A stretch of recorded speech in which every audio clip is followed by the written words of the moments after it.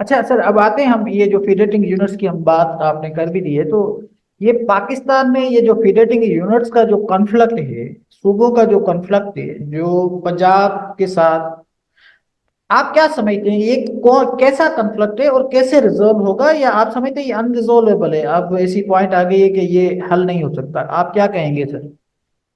देखिए, इसको जितना आप सेंट्रलाइज करेंगे उतना ये कॉम्प्लिकेटेड होता चला जाएगा। इसको जो है, जो 1940 के रेजोल्यूशन में आपने वादे किए थे, जो आपने पाकिस्तान मूवमेंट के वक्त वादे किए थे, उन सबको जहन में रखकर आगे बढ़ना होगा। ये यूनिट्स ने मिलकर पाकिस्तान बनाया था, पाकिस्तान ने इन यूनिट्स को क्रिएट नहीं किया था। इसी खित्ते में सब 75 साल पहले पाकिस्तान बना, लेकिन उससे पहले यही सूब इलाका हजारों साल से एक दूसरे के साथ अटैच रहा है ना। खास तौर पर इंडस वैली जो है, वो तो कश्मीर से और तिब्बत से शुरू होकर कच्छ और गुजरात तक चली जाती है। ये लोग पहले भी हजारों साल से एक दूसरे के साथ रह चुके हैं। तो उनमें ज्यादा जो है वो एक कराबत की जो है जरूरत थी। लेकिन हुआ ये कि आपने इसको इतना सेंट्रलाइज किया, इसको इतना जो है वो मरकज की तरफ ले गए कि सूबों की गवर्नेंस और सूबों का आइडेंटिटी भी एक जो है वो सवालिया निशान बन गई। यानी 60s में तो ये हाल था कि किसी पोस्ट के लिफाफे पर सिंध सूबा लिखना एक जुर्म था 1 यूनिट के दौर में। ये आफ्टर इफेक्ट्स हैं इस पूरी पॉलिसीज के।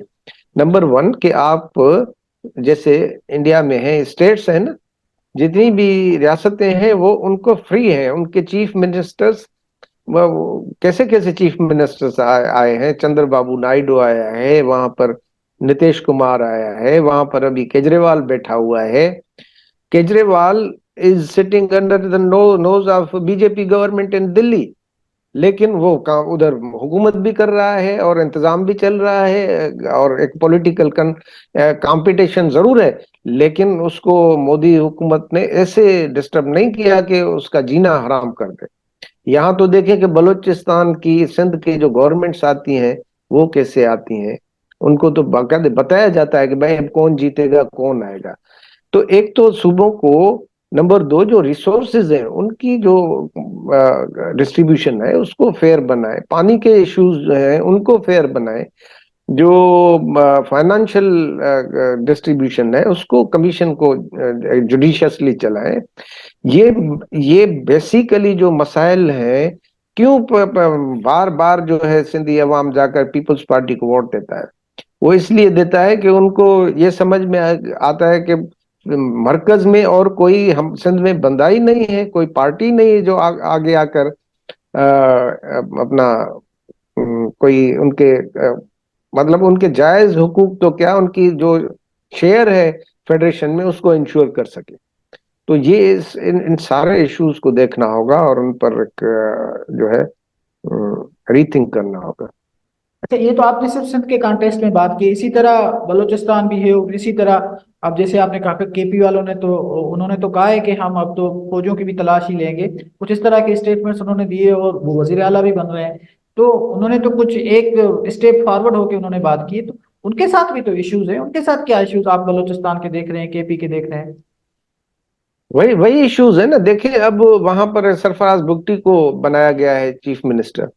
भाई, सरफराज बुगटी सबको पता है किसका बंदा है, वो उसका क्या ट्रैक रिकॉर्ड है। सारी जो नेशनलिस्ट पार्टियां थी, डॉक्टर बलूचिस्तान की नेशनल पार्टी, बेंगल की पार्टी, इन सबको, अचकजई की पार्टी, इन सबको खड़े लाइन लगा दिया और ये बीच में से नाम नेहाद कौमी जमातें लाकर उनके ऊपर बिठा दिया है एक पपेट किस्म का चीफ मिनिस्टर। तो ये इसी तरह से जो है वो मसाइल केपी में है। केपी में जो अनवांटेड अननेसेसरी ये इंटरफियरेंस हुई है ना आज, उसका तो ये नतीजा है कि वो बिल्कुल उस पर बगावत पर और रिटेलिएशन पर आ गए हैं। मैं जब सूबों की बात करता हूं तो बेसिकली सूबों को पीसफुली अपने हुदूद में गवर्नेंस के राइट्स दें, उनको सही तरीके से रिसोर्स डिस्ट्रीब्यूशन करें। ये जब चीजें खत्म होंगी, बलूचिस्तान वाले ऐसे पागल हैं क्या कि पहाड़ों पर जाकर बैठे हथियार उठा लें और ये सारी चीजें करें? वो एक पूरा 50 60 70 साल का प्रोसेस है ना, जिस जिस जो सिचुएशन इस हाल पर पहुंची है।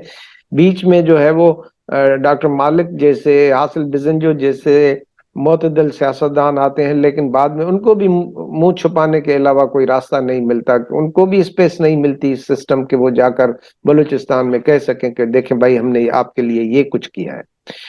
तो ये पूरे पाकिस्तान में है। खुद पंजाब के अंदर सराइकी जो एक एरिया है उसको देखने की जरूरत है। अपर पंजाब जैसे आप देखें, अटक से लेकर और झेलम तक एक इलाका है, वहां वहां पर भी जो एक मसाइल है, वहां पर डेवलपमेंट के, एजुकेशन के मसाइल हैं। तो हालांकि आप देखें कि पूरी फौज का एक बहुत बड़ा हिस्सा उसी एरिया से आता है, इसी बेल्ट से आता है। लेकिन आप खुद इस्लामाबाद में रहे हैं, मैंने ये फिरा हूं इन इलाकों में, तो वहां भी डेवलपमेंट का पेस वो तो नहीं है ना जो सेंट्रल पंजाब में है, जो फैसलाबाद में है, गुजरांवाले में है। तो ये जब तक आप बुनियादी इश्यूज को एड्रेस नहीं करेंगे, तो ये जो अब पॉलिटिकल कल्चर अब पाकिस्तान का देख रहे हैं, ये ऑफशूट है उस स्ट्रेटेजी और उस प्लानिंग का जो आप गुज़िश्ता 75 साल से अवाम के साथ और सूबों के साथ आपने रवा रखा हुआ है। Sir thank you very much Indeed, आपने बड़ा अच्छा एनालाइज किया चीज़ों को और हमें समझने का थोड़ा सा मौका मिला। मेरी कोशिश होगी सर आपसे एक आध निश्चित और भी करें, तो मसाइल को थोड़ा और खोलें और समझने की कोशिश करें। Thank you sir.